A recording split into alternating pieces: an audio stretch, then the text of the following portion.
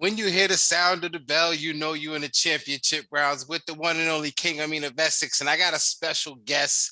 This is one I've been waiting for a long time now.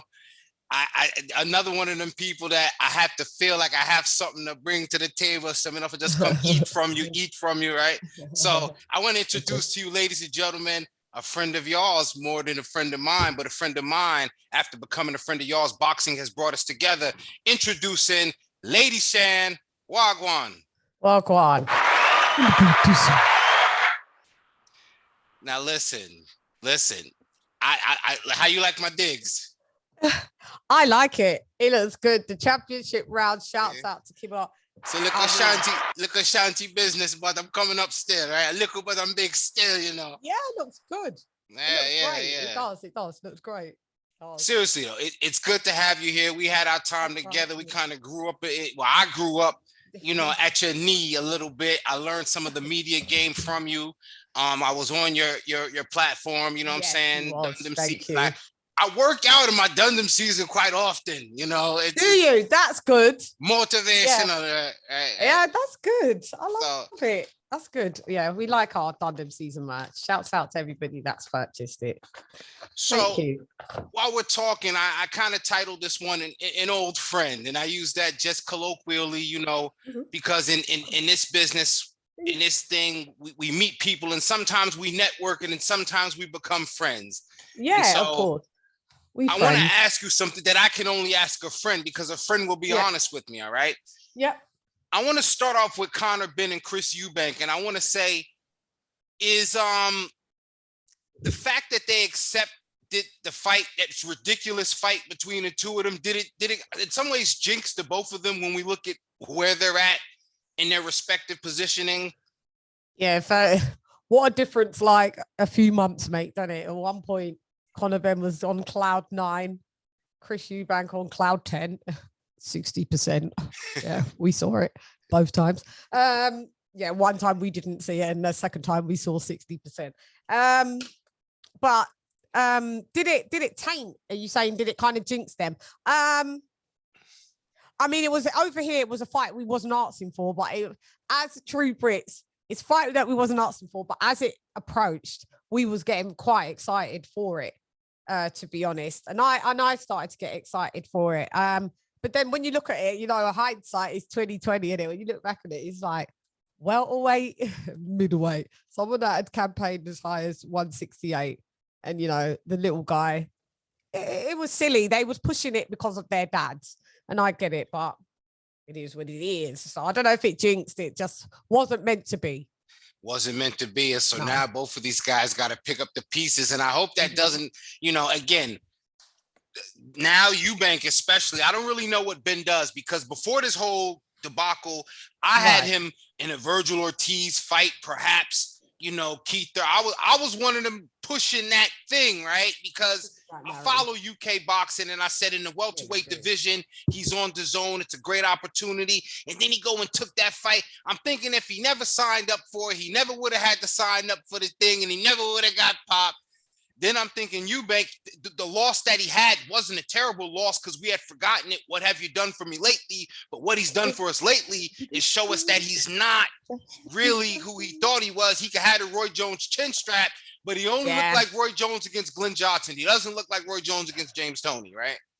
No, he doesn't. He looked like the Roy Jones Jr. against Antonio Tarver. See what I'm saying? So what you look like, yeah. We're gonna keep it in the UK for a second, because I seen something. You know, you got to keep. You're better at this than me with the UK stuff. You are way better at this than me. It's amazing. Go ahead. All right, let's see how good I am. Right? You are.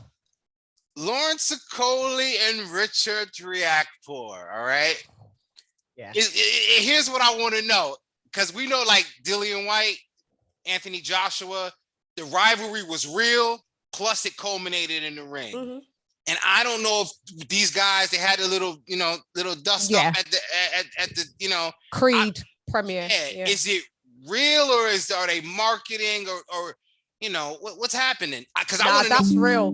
Real. Well, according to the people that I know that was there, no, that was real. I don't know. I don't understand why they kicked off, but yeah, there is some kind of tension between the two, because it's funny because Riakpore was absolutely caught up with IFL before that altercation, probably about an hour or two before, even before the movie started.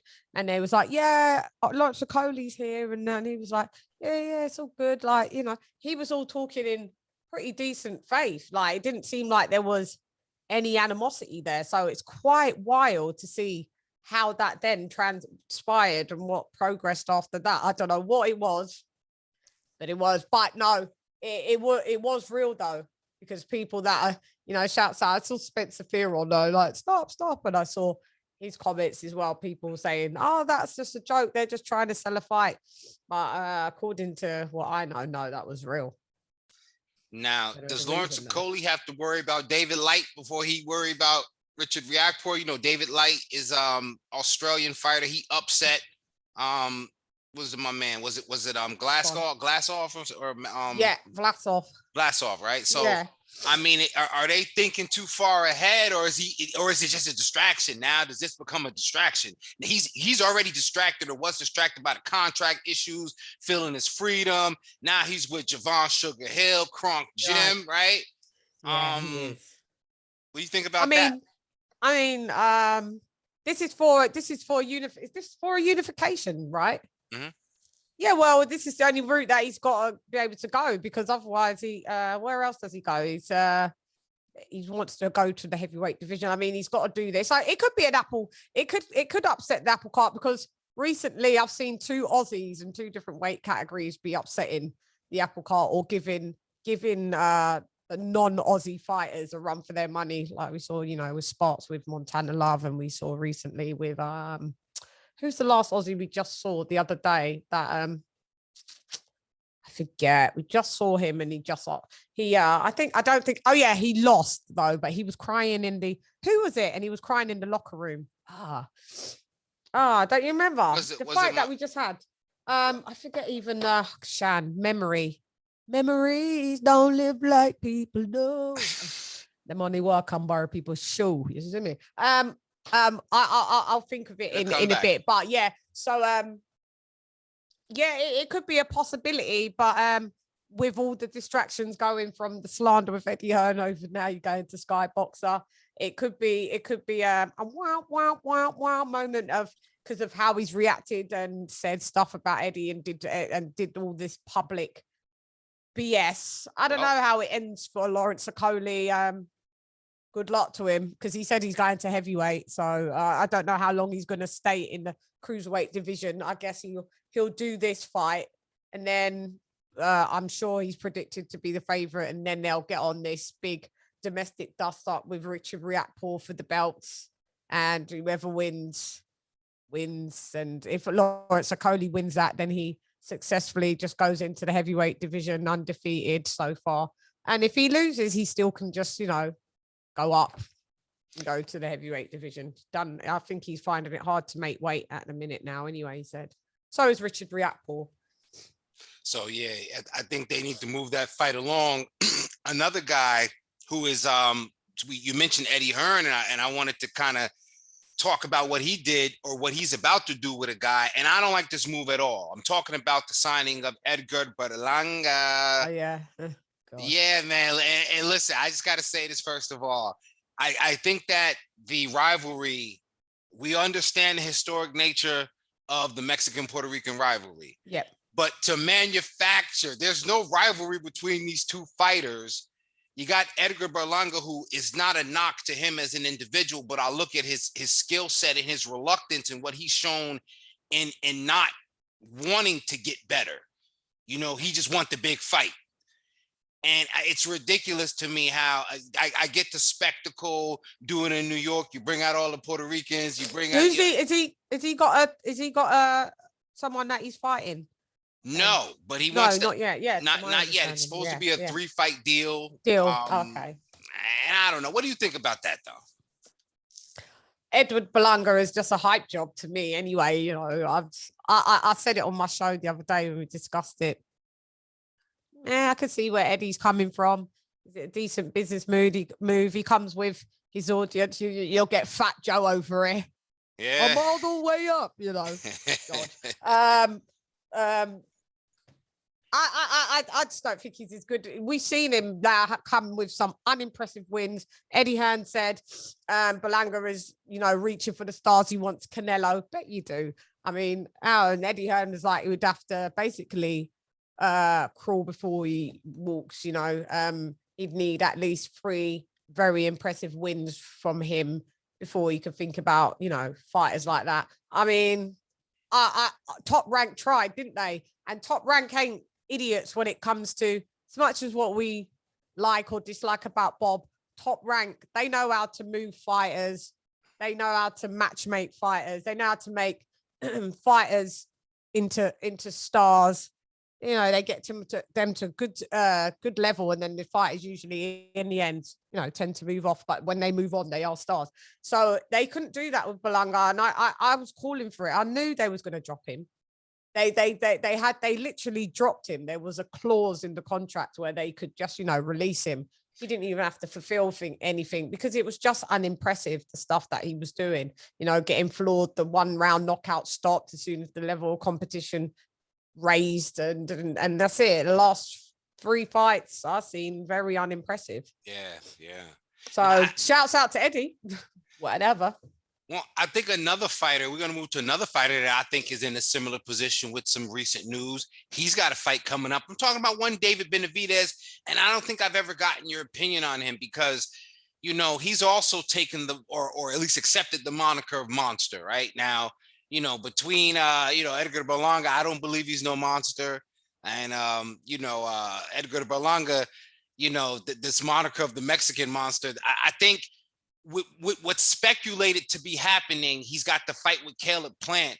His dad came out and mentioned that he's supposed to also sign to fight David Morrell, and he signed to fight Boo Boo, and he signed to fight these people. Now, I don't even know how true any of that is. But what I will say, if any of that is true, I feel like they did that because they said, listen, man, if you can't get past Caleb Plant, then we need you right here against Boo Boo, because the new dude needs somebody to get some work in. And worst come to worst, whatever Charlo's doing, there may or may not be a viable bout. What do you think about what's happening with Benavidez, especially ahead of the whole Caleb Plant fight?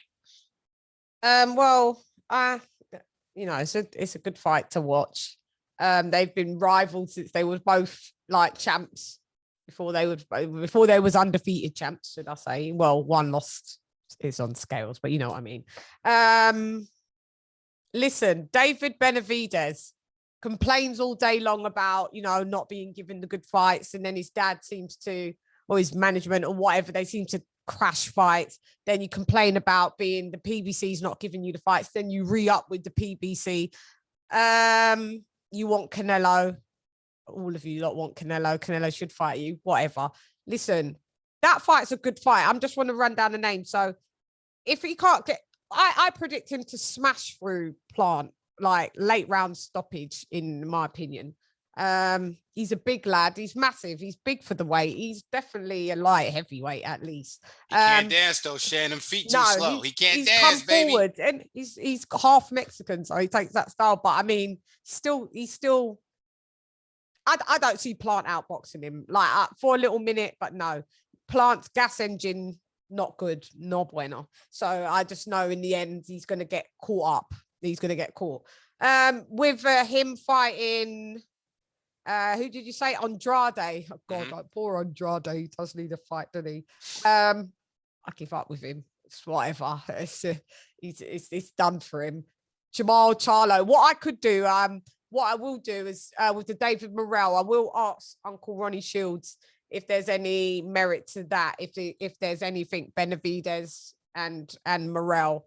I don't know, but Uncle Ronnie will tell me, so I can keep you updated on that if that's the case. That would be a great fight because, you know, you see what David Morrell's doing at the minute, coming through like what, 8 fights in, 9 fights in max, yeah, and just demolishing people. So that would be a good fight. Who else have we got Benavidez with? So Plant, Boo Boo, Andrade, Morrell. I mean, I need to see what Benavidez does. hang Yeah, on. I'm interested to see what he does as well. But I need to see what he's doing. Like what, because it's a lot of noise yet again with these lads, but they're not fighting no one. And you know, Jamal Charlo, he ain't fighting no one. That's had the belt 600 days, no title defenses of the WBC, not being told that you need to either be champion recess, stripped. So I don't know with these lads, that whole division, 160 and 168 is a mess, in my opinion, anyway. So it's been a mess for years. It's been a mess since we was talking back in long time. We've been saying this for ages. It's a mess. Absolutely. Well, here's what's not a mess. The weekend has, I think, a very exciting fight. A Mexican brother who's coming over there, put some work over there, gets Josh Warrington now. You hear Lee Wood talking about he's going to deal with the Mexican problem. Are you excited about this fight? I'm talking about Lee Wood versus Lara, Mauricio Lara. Yeah, what's up? You like that fight? Upset the apple cart. Yeah, I'm gonna have to definitely go live for that one. Live watch along for that one. That one's gonna be shouts out to Lee Wood, because when that first got announced, everyone was like, "Wow, are you crazy?" And then it got pulled because there was an injury with Lee Wood. So we just thought, okay, maybe he doesn't really want the fight. Then he's rescheduled it, and here we are. Like, man, he's picked a tough one. We see what he did to Josh Warrington. First one blitzed him out. Second one was gonna blitz him out. Then there was headbutts in the booties in. So you know, and then I just thought Josh Warrington don't really want none of that. I would have to say, I think it's weird. It's a 50-50 fight.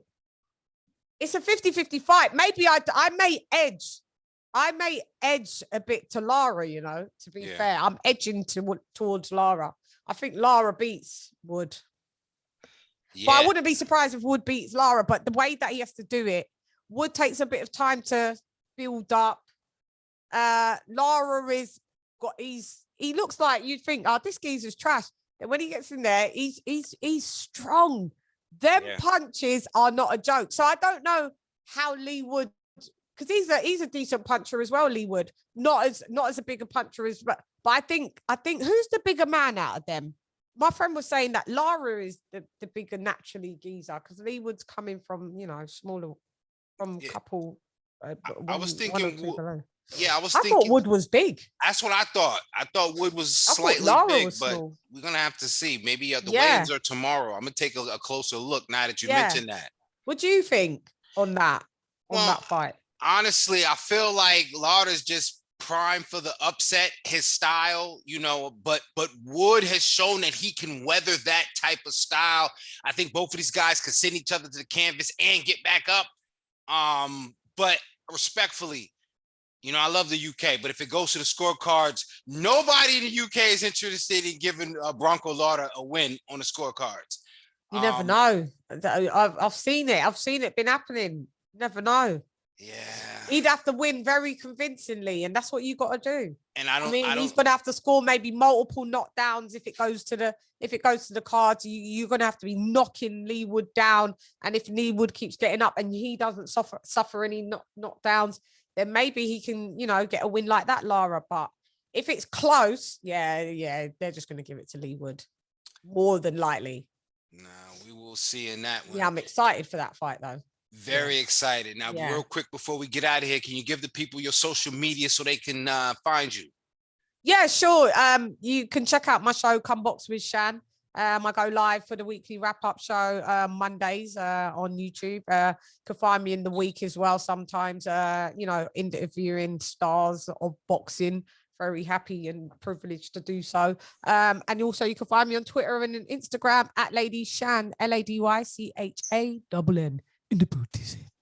Lady Chann. Thanks for having me. That felt like it went mad quick. Listen, it's champion. It went as quick as women's boxing. You know what I'm saying? I'll come back again in it. Like I'll just be back again in it. Like there you go. There you go. Because I didn't even ask you about that. But one thing I appreciate. We'll do a part two. Oh, we have to do a part two. Yeah. And I appreciate you making the time. I know how much of a sacrifice this was. You will be back, ladies and gentlemen. She will be back. I will be back. King Amin of Essex, championship rounds, ladies and gentlemen. We out of here.